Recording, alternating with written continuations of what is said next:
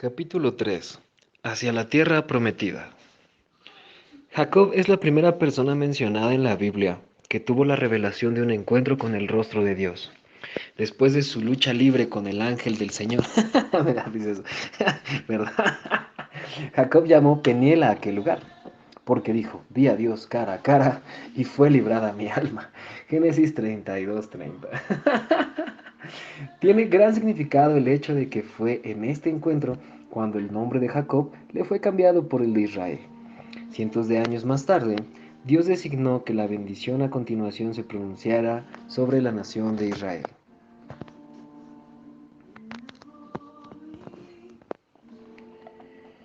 Jehová habló a Moisés y le dijo, habla a Aarón y a sus hijos y diles, así bendeciréis a los hijos de Israel. Les diréis, Jehová te bendiga y te guarde.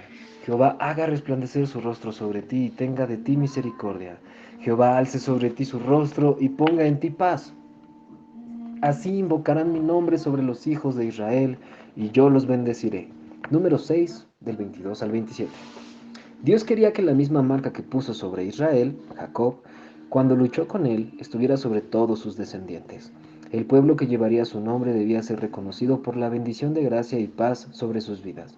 No fue un error el que haya sido a Moisés a quien Dios le habló acerca de que su rostro debía resplandecer sobre su pueblo, siendo Moisés la segunda persona y en efecto la más significativa asociada con la revelación del rostro divino.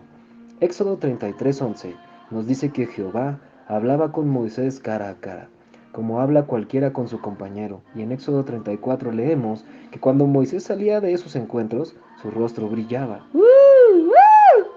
reflejando la gloria que había estado contemplando. Hasta la llegada de Jesús, la Biblia no registra a ninguna otra persona que haya sido portadora de la gloria física y real del Señor, visible en esa forma. Es claro que Moisés tuvo una revelación del rostro de Dios, por lo que debemos poner atención a lo que eso significa. Para entender a cabalidad el significado de quién era Moisés y la revelación que tuvo, necesitamos comprender cuál fue su lugar en la narrativa que Dios estaba desarrollando en la historia del mundo. Desde el momento en que Adán y Eva rompieron su amistad con Dios por medio del pecado, Dios empezó a desarrollar un plan para devolver a la humanidad a una relación con Él. Sin embargo, durante la historia temprana de la humanidad hubo un rechazo absoluto a Dios y a sus caminos. Así que Dios escogió a un hombre, Abraham, por medio del cual construiría una nación.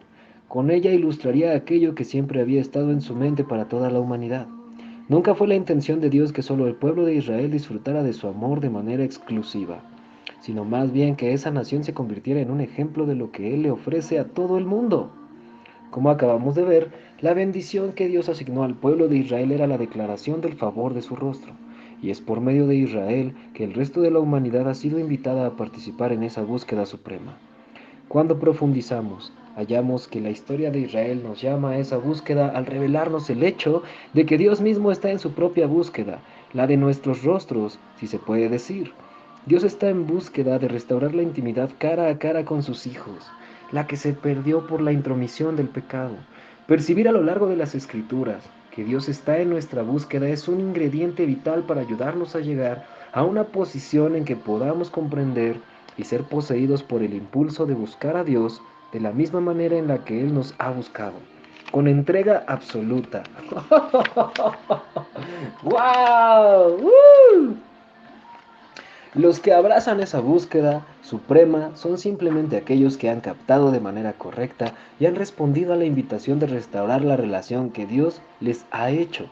Percibir la invitación divina a lo largo de las Escrituras, particularmente en la historia de Israel, no es algo que toda persona haga de manera automática. Es más, gran parte de la historia de Israel es el relato de un pueblo que no entendió en esencia aquello a lo cual Dios le estaba invitando. De esa historia podemos aprender una lección doble: cómo responder y cómo no responder a Dios. Como veremos muy pronto, es precisamente aquí en donde encontramos a Moisés, que fue uno entre un millón, que sí entendió el asunto. Sin embargo, no comprendemos de manera automática por qué necesitamos recibir una gracia divina de parte de Dios para poder ver las cosas desde su perspectiva. A este proceso de percepción para llegar a un acuerdo con la perspectiva divina se le llama arrepentimiento. Usualmente la mayoría asociamos esta palabra con sentir tristeza por nuestros pecados, lo cual es correcto. La Escritura nos dice que la tristeza que viene de Dios nos conduce al arrepentimiento, pero sentir tristeza no es arrepentimiento. Nos arrepentimos cuando nuestra tristeza por causa del pecado nos conduce a un estado en el que recibimos poder de parte de Dios para cambiar la forma en que pensamos. Puede que todos tengamos la capacidad de cambiar aquello en lo que pensamos, pero solamente Dios puede darnos una nueva perspectiva acerca de la realidad. Solo Dios, de manera particular, puede forjar un paradigma en nuestro pensamiento a partir del cual podamos vivir y relacionarnos con Él, en vez de atravesar por movimientos religiosos y contentarnos simplemente con conocer acerca de Él. Por eso es que Jesús empezó su ministerio declarando: arrepentíos, porque el reino de los cielos se ha acercado. Mateo 3:2. Cristo vino a la tierra como la revelación definitiva y explícita ante la búsqueda de Dios por parte de la humanidad, pero sin recibir el don del arrepentimiento. Mucha gente a la cual Jesús le predicó, sanó y por quienes murió, permanecieron ciegas ante esa revelación. Precisamente por medio de esa declaración dejó el don del arrepentimiento a disposición de todo aquel que estuviera dispuesto a escuchar. Esa es la naturaleza de todos los mandamientos de Dios. Él habló para que el universo existiera, y cuando Dios nos habla, la gracia es liberada de la misma manera, para capacitarnos para lograr lo que nos ha pedido. Nuestro trabajo es apropiarnos de esa gracia confiando en lo que ha dicho y dando pasos hacia una obediencia radical. Una historia de gracia. La historia de Israel, de manera apropiada, empieza de la misma forma en que se inicia la vida cristiana, con acto de obediencia radical. El hombre deja atrás las ataduras humanas que definían su vida y da pasos hacia un camino de total dependencia de la perspectiva de Dios y sus mandamientos. Fue Abraham, fue Abraham quien respondió a la invitación de Dios para relacionarse con él, y eso lo calificó para recibirle el gran favor por medio del cual Dios convirtió a quien era padre de uno en padre de una nación. Vamos a pasar un poco de tiempo observando en qué manera el favor de Dios moldeó la historia de Israel, dándole la forma de una tradición de redención que profetizó la redención definitiva que Cristo alcanzó para nosotros. Antes que nada, quiero aclarar que aun cuando la fe de Abraham lo capacitó para recibir el favor que Dios le ofrecía, la historia es clara al señalar que no estaba recibiendo esa oferta debido a un mérito particular o a alguna fuerza especial que él tuviera. En efecto, desde Abraham hasta sus descendientes, las historias nos cuentan que fue solamente la decisión divina lo que distinguió a Israel como pueblo y que fue escogido por causa de su insignificancia. Esa estrategia divina de tomar lo bajo y despreciado y usarlo luego para desplegar su gloria ha sido ejecutada una y otra vez a lo largo de la historia. La realidad es que la gente tiende a reconocer mejor la misericordia de Dios y darle la gloria cuando hace eso. Cristo se lo declaró al apóstol Pablo cuando le dijo: bástate mi gracia, porque mi poder se perfecciona en la debilidad. Segunda de Corintios 12:9. Los discípulos de Jesús también experimentaron esto, como lo vemos en la respuesta de los líderes religiosos a su predicación. Entonces, viendo la valentía de Pedro y de Juan, y sabiendo que eran hombres sin letra y del vulgo, se admiraban y les reconocían que habían estado con Jesús. Hechos 4:13. Esta realidad es uno de los temas principales en la historia de Israel que prefigura la vida de todo creyente. Hay dos cosas que debemos notar acerca del favor de Dios que le dio a Abraham. Ya mencioné la primera, que es el hecho de que ocurrió debido a la fe de Abraham, lo cual se demostró por medio de su obediencia radical. La obediencia radical siempre da prioridad a lo que Dios dice. Cuando Dios le dijo a Abraham que dejara su país de origen, no se molestó en decir hacia dónde lo llevaba. Solo dejó claro que si Abraham iba a cumplir con la asignación que le ofrecía, no podía quedarse más en ese lugar. Cuando Dios solamente nos da la guía que necesitamos para el momento, esto tiende a mantenernos más cerca de Él. Nos ayuda a aprender la muy importante lección acerca de la dependencia de Dios, una lección que cada persona que ha sido marcada por el favor divino necesita entender. La disposición de Abraham de seguir a Dios bajo sus términos fue lo que Dios necesitaba para confiarle una tarea maravillosa. Lo segundo que debemos notar acerca del favor divino es que fue dado con un propósito específico. El favor de Dios siempre va acompañado de una tarea. El caso de Abraham, su asignación era levantar una nación, lo que significaba que el impacto del favor divino en la vida de Abraham y en cada uno de sus descendientes tenía un momento y un propósito que iría más allá de ellos mismos por generaciones. En efecto, a todas las generaciones que serían parte de la revelación que Dios quería liberar sobre la tierra por medio de esa nación, Por eso, prácticamente en todos los encuentros que Abraham tuvo con Dios, se mencionaron las generaciones que el favor de Dios debía moldear.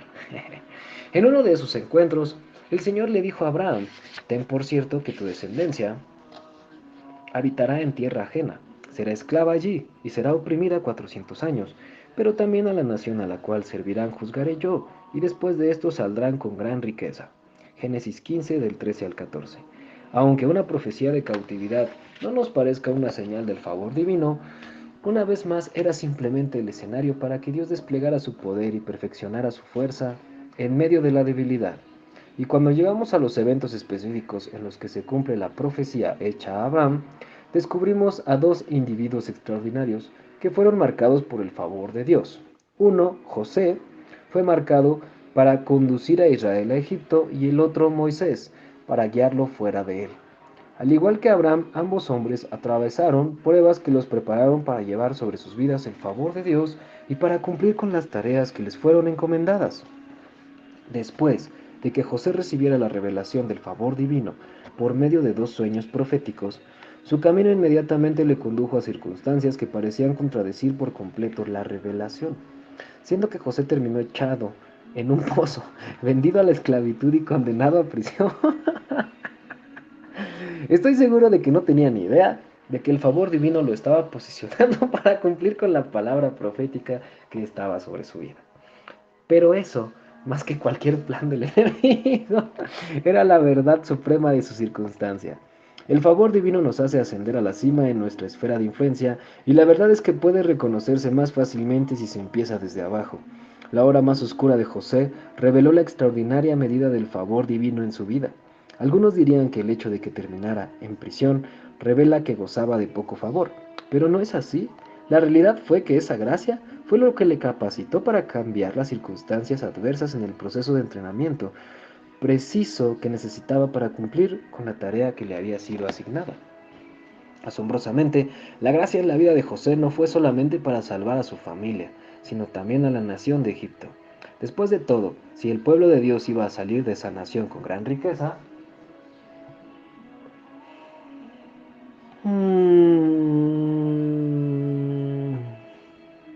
en unos cuantos cientos de años, era necesario que fuera una nación próspera y no una destruida por el hambre.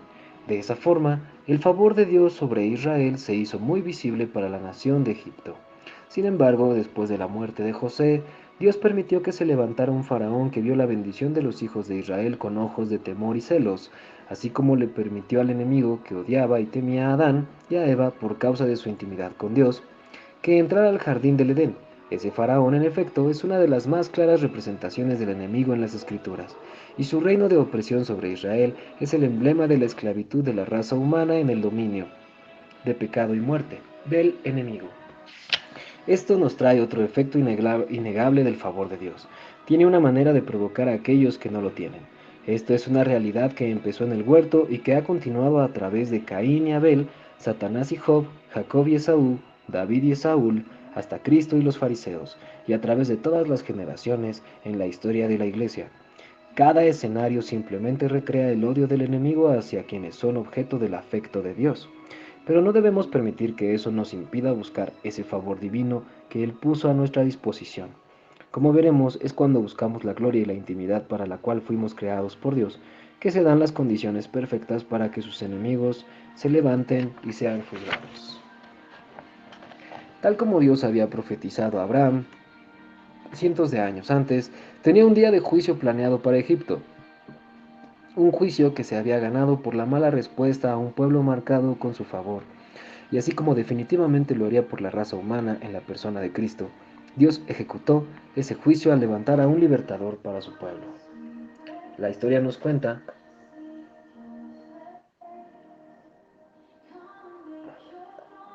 que el favor en la vida de Moisés fue visible aún cuando era un niño, al igual que Cristo. Moisés nació en un ambiente hostil a los niños varones. Con el temor de que un libertador pudiera levantarse de en medio del pueblo, Faraón ordenó que todo varón recién nacido de los israelitas fuera asesinado. Sin embargo, la madre de Moisés vio que el suyo era un niño especial y lo protegió lo más que pudo. Luego Moisés estuvo bajo la protección de la hija del faraón y asombrosamente terminó creciendo en la propia casa de faraón.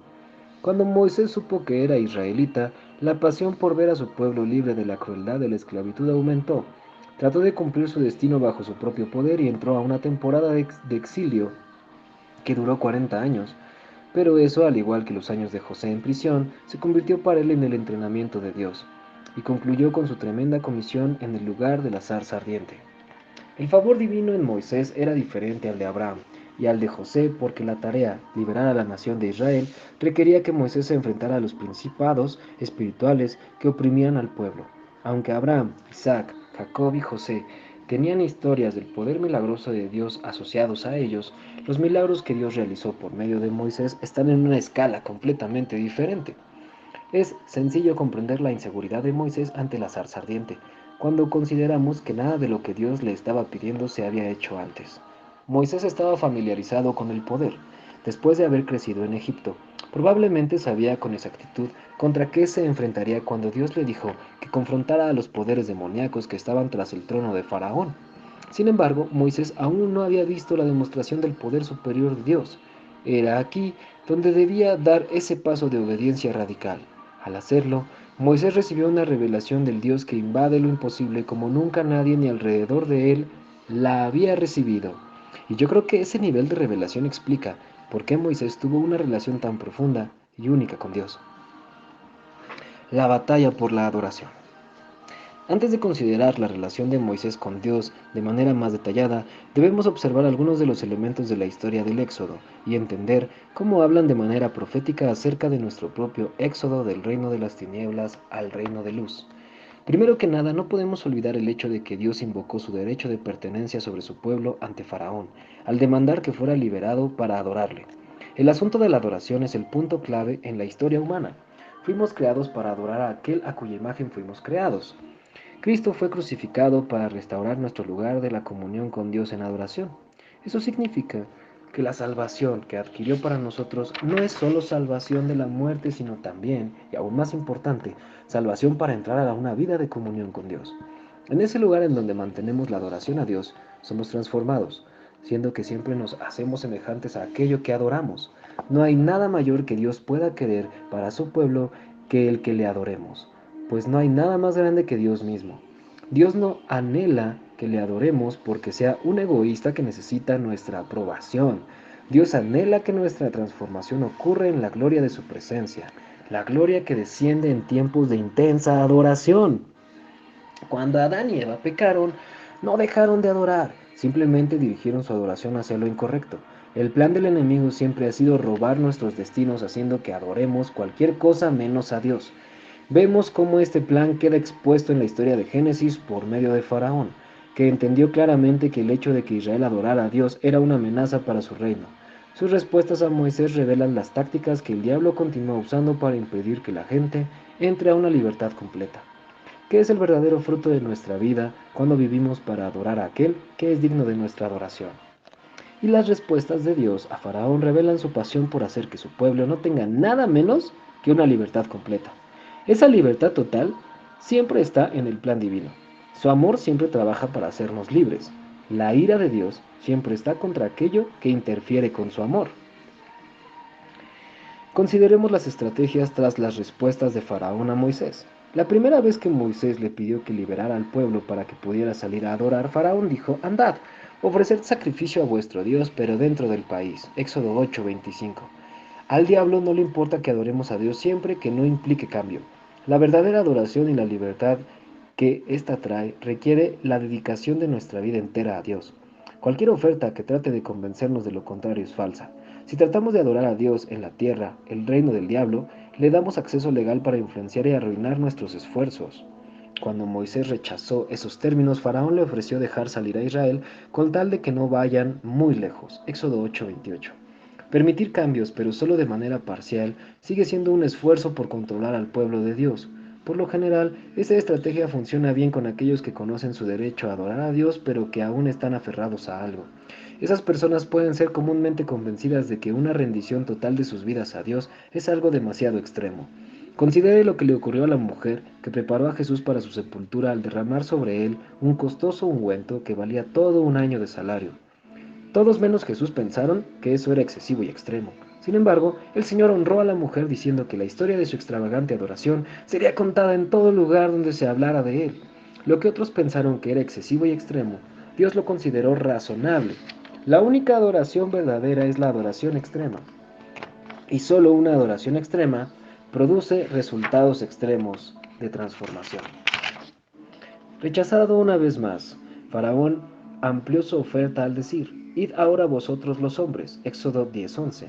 Fue bastante evidente que el enemigo temía que familias enteras adoraran a Dios juntas, unidas en propósito. Existe un poderoso acuerdo espiritual que se establece cuando varias generaciones aunan esfuerzos para honrar al único y verdadero Dios, y eso trae una liberación exponencial de poder y bendición que no puede ser obtenida por ninguna otra vía. El diablo también lo sabe y por eso trabaja tiempo extra para destruir a las familias. Dios mismo explicó que hizo que el esposo y la esposa fueran uno. Lo hizo así para que tuvieran una descendencia piadosa. La unidad engendra unidad, especialmente cuando su propósito es honrar a Dios. El esfuerzo final de Faraón para comprometer a Moisés y al pueblo de Israel lo vemos en esta declaración. Id, servid a Jehová, que solamente queden vuestras ovejas y vuestras vacas. Éxodo 10:24. Esta declaración revela la última prueba y potencialmente el último lugar de bendición de Dios. Eso es adorar a Dios con todos nuestros recursos financieros, como también con nuestras familias. Un cristianismo que cuesta poco vale poco. Repito, un cristianismo que cuesta poco, vale poco.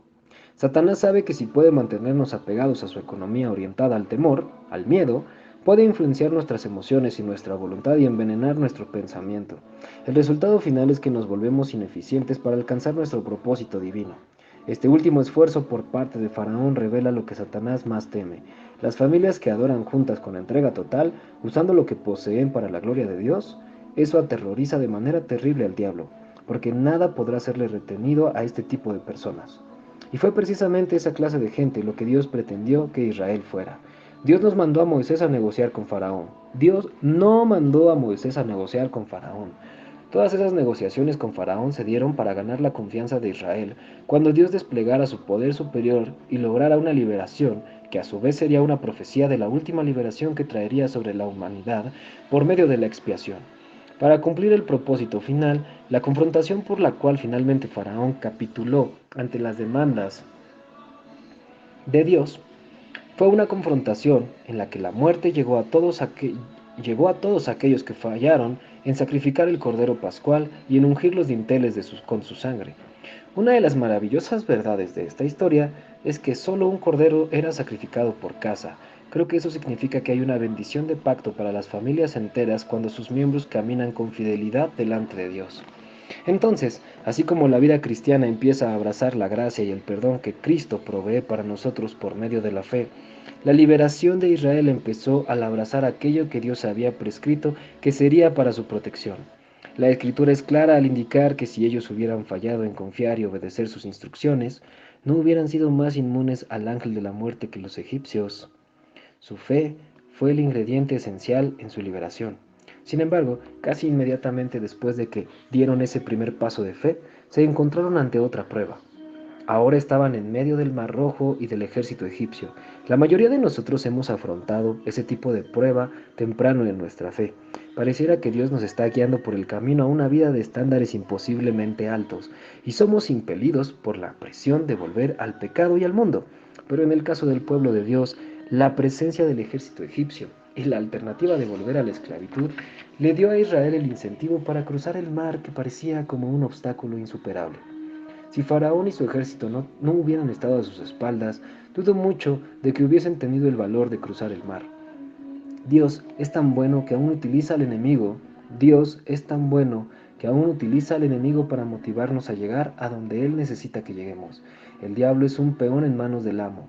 Sus mayores intentos por destruir siempre son usados para traer gloria a Dios y fuerza a su pueblo. ¿Cómo entrar en su plenitud? ¿Cómo entrar en su plenitud? Ha existido otro momento en la historia en el que cerca de 1 millón de esclavos simplemente se pusieron de pie y salieron de la nación donde eran oprimidos.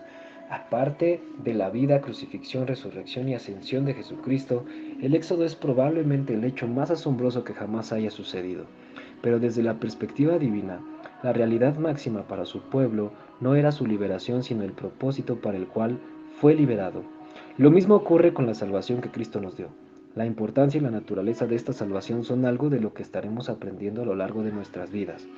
Nunca se está demasiado viejo como para meditar en el hecho de que una vez estuvimos muertos en nuestros pecados y fuimos resucitados como una nueva criatura con un espíritu vivo en el cual habita el Espíritu de Dios.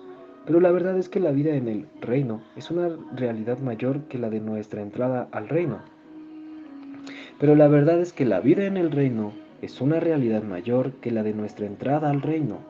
Esta verdad es graficada de manera simbólica por la historia del Éxodo. Cuando los israelitas salieron de la esclavitud de Egipto, pasaron a través del Mar Rojo. Es una gráfica del bautismo en agua, el acto profético por medio del cual declaramos nuestra fe en Cristo y recibimos el perdón de nuestros pecados. Dios no simplemente sacó a Israel de la esclavitud, también los introdujo en la tierra prometida. Y cuando Dios los trajo a un nuevo territorio, cruzaron a través de otro cuerpo de agua, el río Jordán, para entrar en la tierra prometida. Eso habla del bautismo en el Espíritu Santo. Jesús se refería al Espíritu Santo como un río, por ejemplo, en Juan 7 del 38 al 39. El primer bautismo tiene que ver con sacarnos de la red, por así decirlo, pagando nuestra deuda de pecado. El segundo bautismo tiene que ver con llevarnos al blanco, llenarnos de Dios para que así podamos caminar con Él y representarlo más eficazmente como sus agentes poderosos en la tierra. La tierra prometida para el creyente es una vida viva en el reino de los cielos, en los dominios del Rey. Este es el ámbito para el cual fuimos salvados para que podamos vivir en él. En la realidad, 2,5 tribus decidieron vivir del otro lado del río mientras 9,5 tribus cruzaron hacia la tierra prometida. Dios requería que trabajaran juntos para asegurarse de que el pueblo de ambos lados del río llegara a obtener su herencia. Ese río continúa siendo un punto de división hasta el día de hoy, ya que huestes de gente maravillosa han decidido vivir del otro lado del río de las intenciones de Dios. No es que sean inferiores ni que carezcan de poder, pero se han quedado con menos. Hay mucho más al otro lado del río. Lo que nos muestra la historia del Éxodo es que es posible que un pueblo salga de la esclavitud pero se quede sin entrar en la tierra prometida. Es más, toda la generación que salió de Egipto fracasó y no alcanzó el destino que Dios tenía para ellos. Murieron en una pequeña península entre Egipto y la tierra prometida. La sencilla razón de esos destinos abortados fue la falta de arrepentimiento.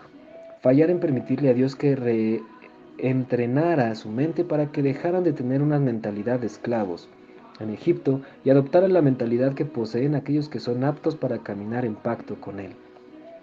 De la misma manera, muchos cristianos se arrepienten lo suficiente como para ser perdonados, pero no como para ver el reino. Como dije al principio, la primera instrucción que Jesús dio en su ministerio fue arrepentíos porque el reino de Dios se ha acercado. Pero así como los israelitas, esos creyentes se perdieron todo lo que hay disponible en la auténtica vida cristiana y están en peligro de asentarse en una vida de forma religiosa. La religión es la antítesis del reino de Dios, y el reino, el territorio que compone los dominios del rey, es lo que todo hombre, mujer y niño anhela en lo profundo de su corazón. La religión crea apetitos que no pueden satisfacerse. Por naturaleza valora la forma sin poder, la información sin experiencia, hace de la apariencia externa una prioridad por encima de lo que tiene que ver con el corazón. Por eso, la religión no da oportunidad alguna para realmente conocer a Dios y por lo tanto es cruel, impotente y aburrida. Debemos ser gente que no esté dispuesta a sacrificar los ideales del reino por sustitutos artificiales. De lo que se trata este presente movimiento de Dios es de encerrarnos en su presencia, manifiesta para que no vivamos para nada más, conocido por Dios. La diferencia fundamental entre un cristianismo auténtico y la religión tiene que ver con conocer y ser conocido por Dios, y no el mero hecho de conocer acerca de Él. Es más, lo único más importante que conocer a Dios es ser conocido por Él. Jesús dejó esto claro en el Evangelio de Mateo, cuando advirtió que un día el Padre iba a decir, nunca os conocí, apartaos de mí, hacedores de maldad. Mateo 7:23. Conocer acerca de alguien no es lo mismo que conocerle. Cuando era niño admiraba mucho a Willie Mays, el jugador de béisbol que hoy está en el Salón de la Fama y que jugaba para los Gigantes de San Francisco. Leí todo lo que pude acerca de él, coleccioné sus tarjetas, fui a los juegos y sintonicé incontables partidos de los Gigantes por el radio. Puedo decirle su fecha de nacimiento, darle numerosas estadísticas acerca de sus logros en el campo e incluso puedo mostrarle mi copia personal de su autógrafo. Pero no lo conocí, él tampoco me conoció. Para que eso hubiera ocurrido hubiéramos tenido que pasar tiempo juntos. Luego él hubiera debido dejarme entrar a su vida y yo hubiese tenido que hacer lo mismo. Solo si eso hubiera sucedido, podría decir, conocí a Willie Mays. Aunque Dios sabe todo acerca de todo el mundo, no conoce a todo el mundo. Él puede citar más datos acerca de una persona que los que la podría que los que la propia persona podría saber, pero para que exista una relación hace falta el consentimiento y la cooperación mutua. Para que Dios me conozca, debo abrir mi corazón y darle acceso a los secretos de mi vida. Esa es la razón por la cual es tan importante confesar nuestros pecados a Dios. Ese es el principio de la relación. Dios ya lo sabe todo, lo bueno, lo malo y lo feo.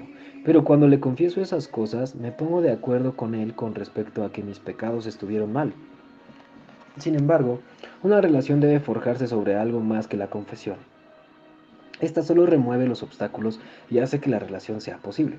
Al confesar mis pecados, me abro a Dios para hacer de la relación personal una posibilidad. Las relaciones se establecen sobre confianza, comunicación, interés común, honestidad y tiempo juntos. Es lo mismo al conocer a Dios y es a partir de ese punto en donde conocemos a Dios que encontramos nuestro mayor propósito en la vida. Así que ser conocido por Dios es lo más importante en mi vida, lo que no sucederá sin mi rendición y sin mi respuesta a Él. Un reino de sacerdotes.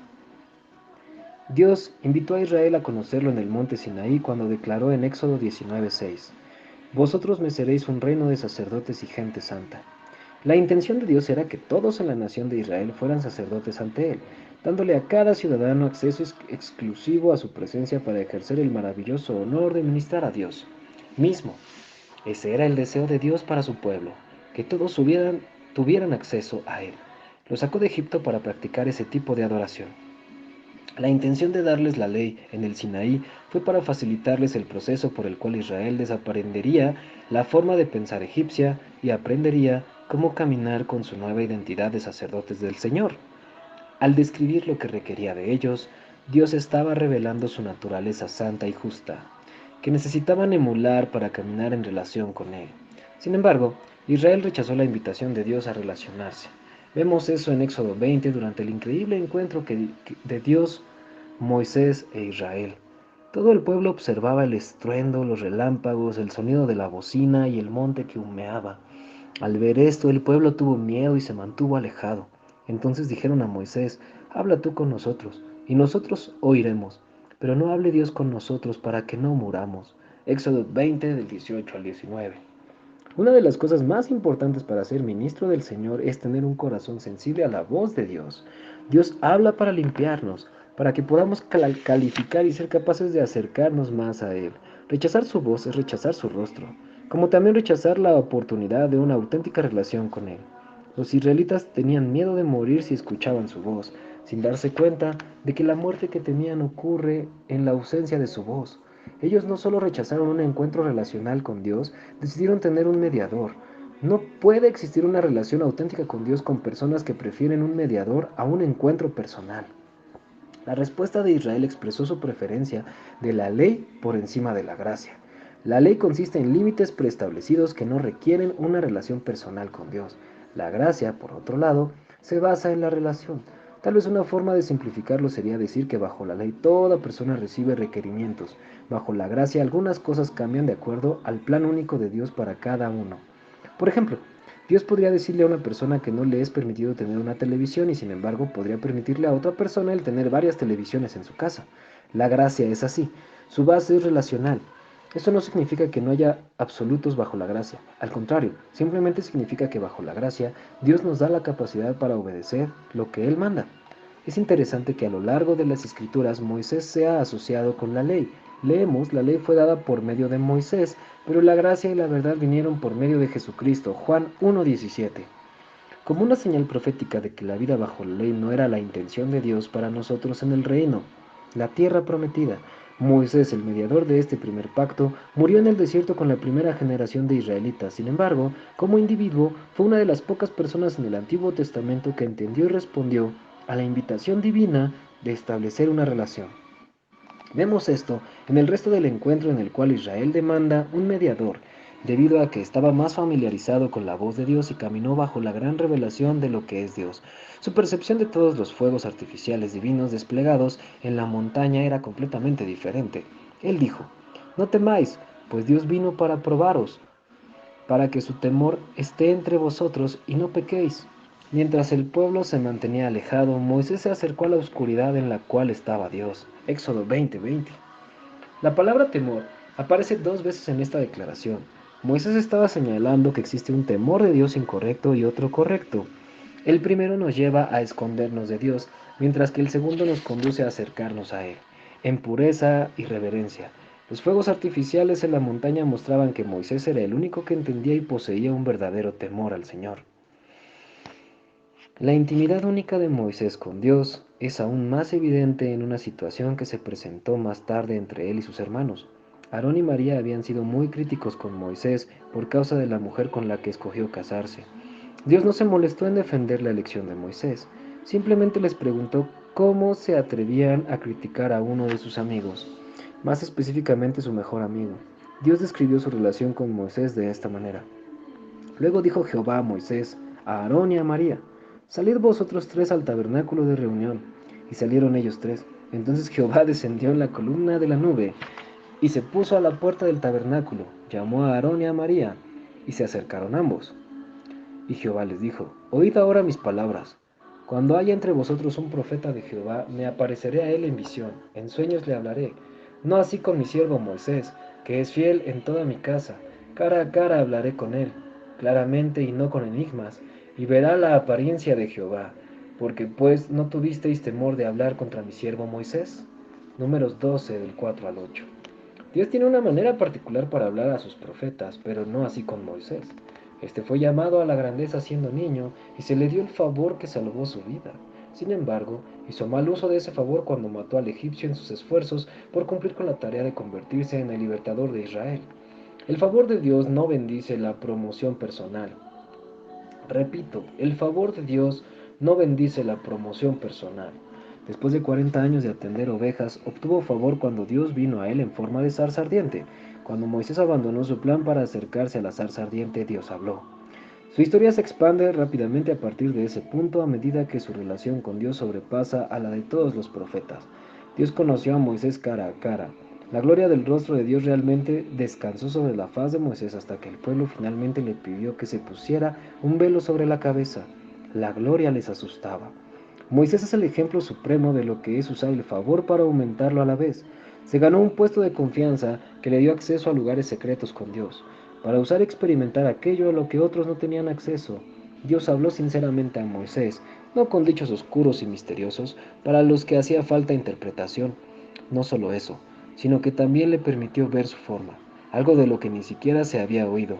Aarón, ahora y María también disfrutaron del favor del Señor. Ellos tenían una función muy importante en la vida diaria de Israel, pero no ocupaban el mismo lugar favorecido de Moisés. Como hemos visto, es una realidad que Dios ama a todas las personas de la misma manera, pero no todas tienen el mismo favor. La búsqueda de Moisés de Dios le concedió un lugar delante del rostro divino que casi no tiene igual en la historia del Antiguo Testamento. La historia continúa diciéndonos que el hecho de que ellos no le dieran importancia a eso casi les cuesta la vida. Dios toma como algo personal cuando deshonramos a los que poseen su favor. Uf. Dios toma como algo personal cuando deshonramos a los que poseen su favor. ¡Qué fuerte! Oh, hay muchos vigilantes autonombrados en el cuerpo de Cristo que tienen que rendir explicaciones delante de Dios.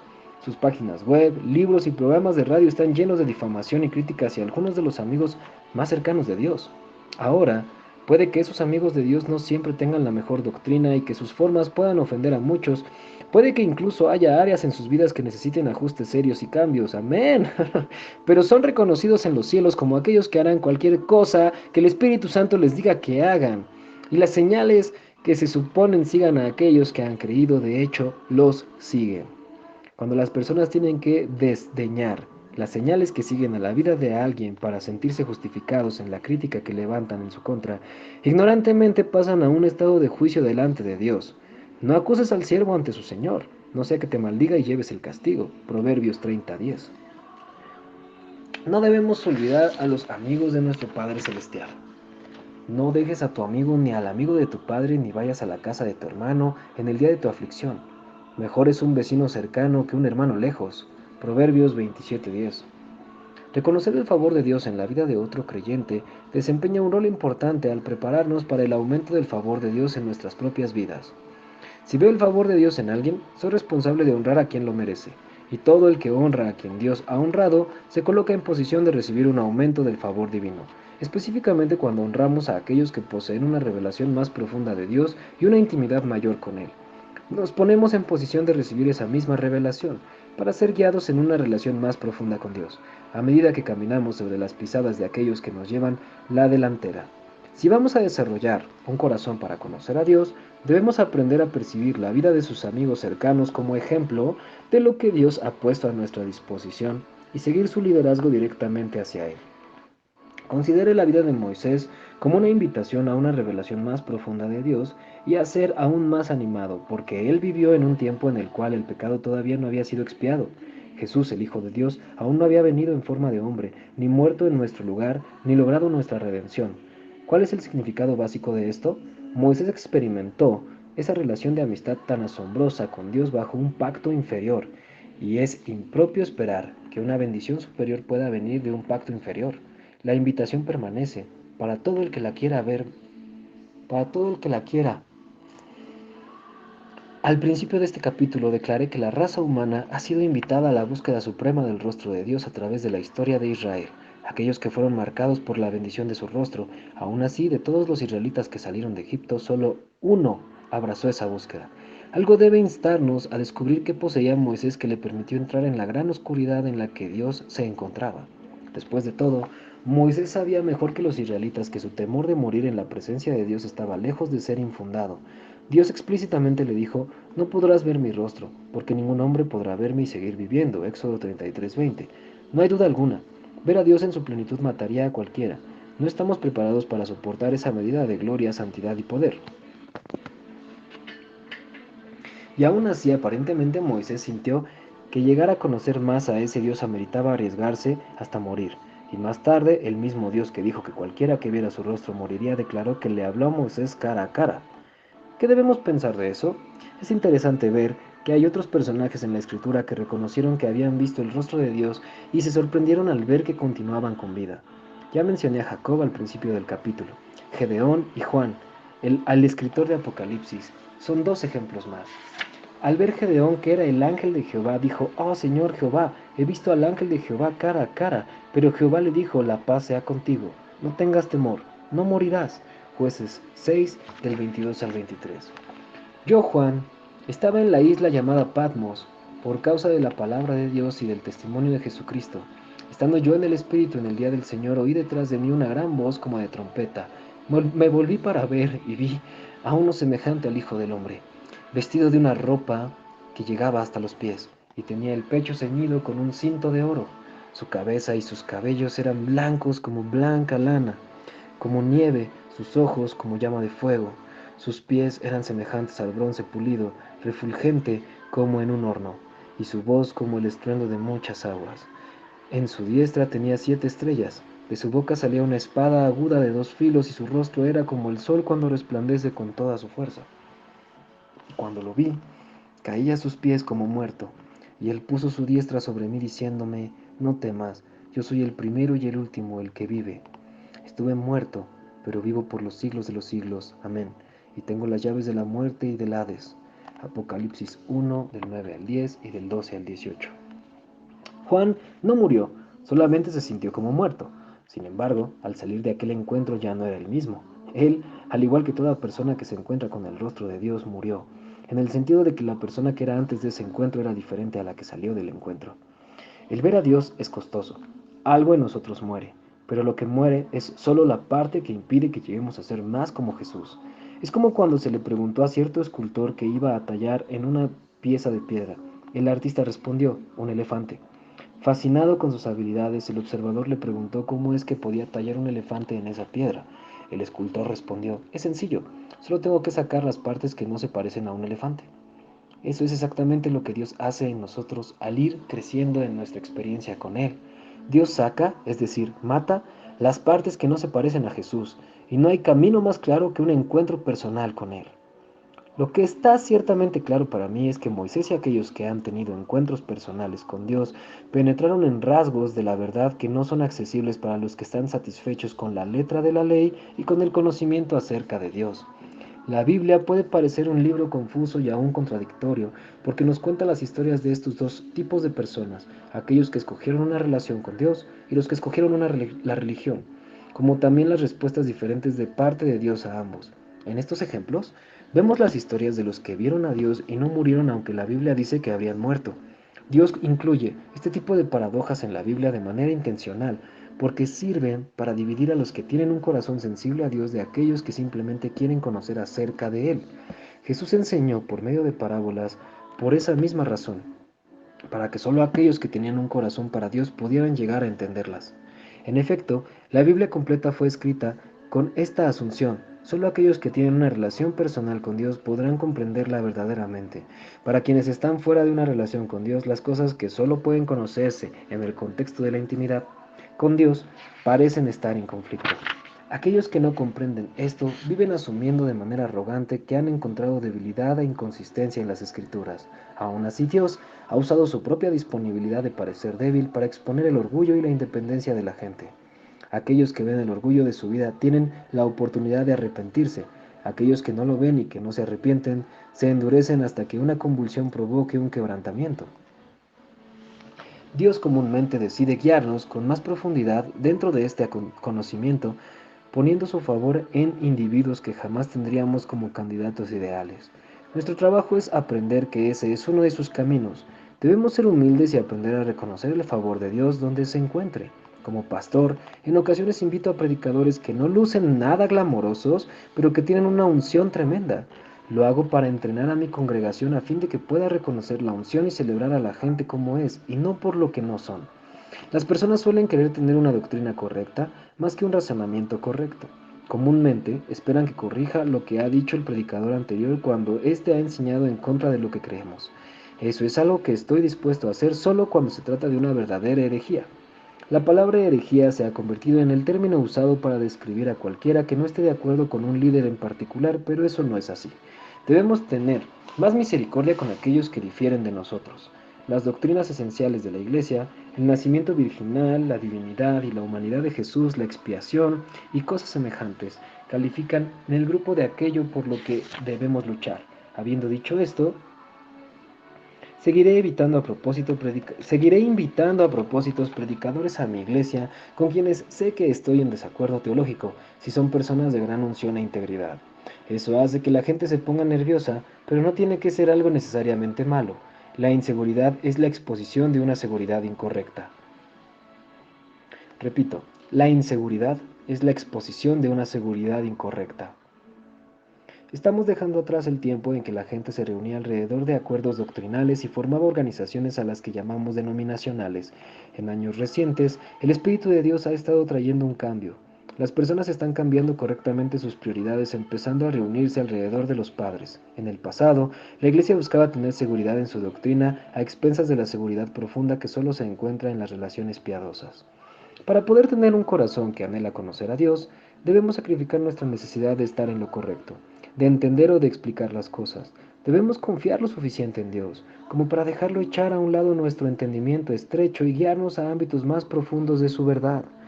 Él permitió llevarnos línea por línea, precepto por precepto y de gloria en gloria, 2 Corintios 3:18.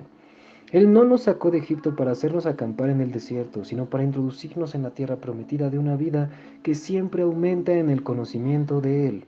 Además, tenemos que reconocer que el arrepentimiento completo y la transformación solo pueden suceder por medio de un encuentro real con Dios, una experiencia real con su poder y su gracia. Moisés tenía una perspectiva divina porque se expuso al poder de Dios más que cualquier otro en Israel. A lo largo de toda la Escritura, Dios nos invita a experimentarlo a medida que leemos historias de su encuentro con santos del pasado. Dios nos invita a probar y ver que Él es bueno. Aún así, muchos seguidores de Jesucristo están satisfechos con la simple promesa de que irán al cielo en lugar de ver que su destino es presionar para tener un encuentro cara a cara con Dios y vivir en el correspondiente aumento de su favor. Se satisfacen con las promesas, no con su cumplimiento. Para algunas personas, eso podría verse como una fortaleza, pero realmente es algo que opera en contra de las promesas mismas de Dios, que nos fueron dadas tanto como para nuestra vida en la tierra como para el cielo. Es más, Dios nos dio sus promesas para que a medida que nos apropiemos de ellas, el cielo pudiera venir a la tierra. Lo diré una vez más, solo podemos vivir en el reino, nuestra tierra prometida, si estamos dispuestos a abrazar la aventura de experimentar a Dios como es. También lo reto a contar el costo y, al igual que Moisés, a entrar con valentía en la densa oscuridad en donde se encuentra Dios. No hay nada que tenga más valor en esta tierra que encontrar su presencia manifiesta y responder a la invitación a conocerle y ser conocido por Él. Es para eso que hemos sido creados, para lo cual fuimos salvados y lo único que podrá satisfacer los profundos anhelos de nuestro corazón.